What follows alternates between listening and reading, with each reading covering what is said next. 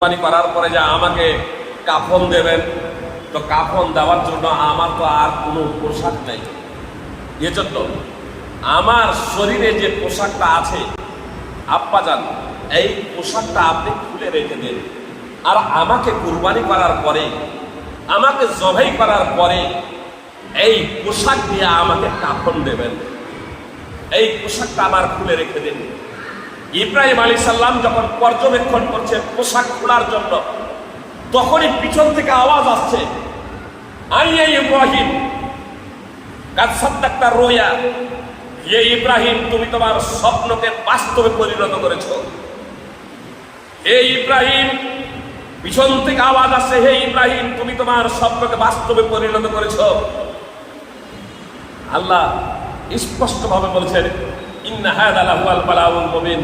আরে এটা তো ছিল একটা সুস্পষ্ট পরীক্ষা।